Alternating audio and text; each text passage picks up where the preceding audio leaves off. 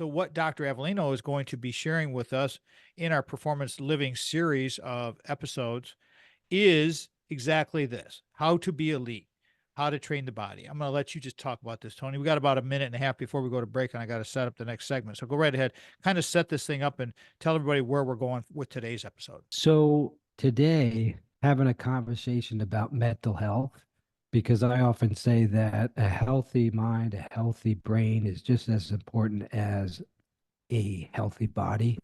And in order to be elite or in order to be at your best, regardless of what type of work you do, you have to, one, you have to train your body, you have to train your craft, and you have to train your mind. And so for today, really going through raising awareness of mental illness, raising awareness of mental health is actually very important, because I often say is that people that know my story is one of the major reasons why I'm doing this, because I don't want anyone to ever hit rock bottom and be at the brink of suicide as I was.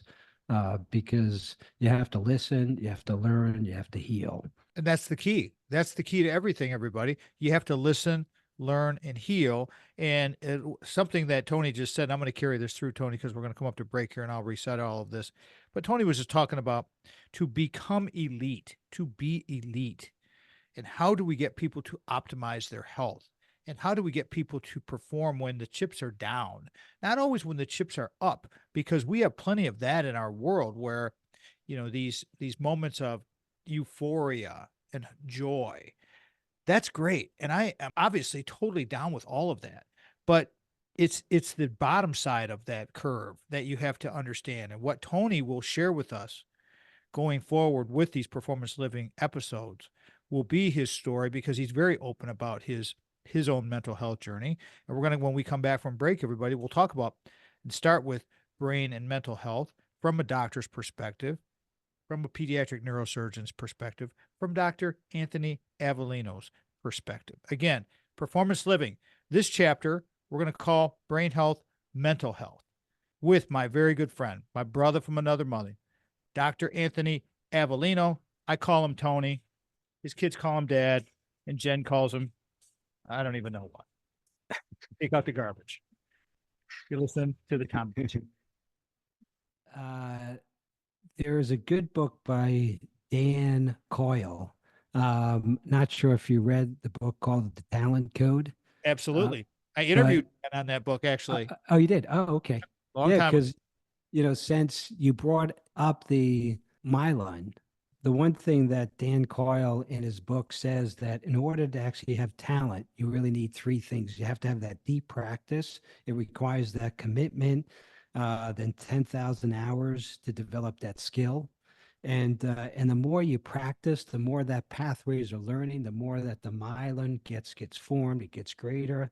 But two is you actually have to have that ignition. What I mean by that is you have to be passionate about what you do, because if you're not passionate about who you want to be, you're not going to be your best.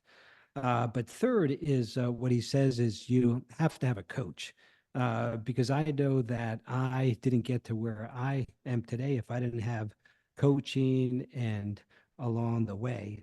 But if you combine all of them, even for 6 minutes, Dan Coyle says things begin to change. And so even though the talent is sometimes it's good, because learning to play the piano or swinging a golf club or doing whatever talent that you want to do is important, but it also can have a negative effect, because the mind, like I said, could be your best friend, but it could be your worst enemy. Pain caused by these learned pathways, I think is really important, because if you look in the world today, the incidence of chronic pain, irritable bowel syndrome, headaches, anything in the world of chronic pain, I describe it as you actually have this feedback loop. And so you get this pain, you get anxiety, and it just, and the loop keeps on going round and round and round, and it gets ingrained. Get out of that pain pathway is you really have to break that loop. How do we do that? How do we break that loop? How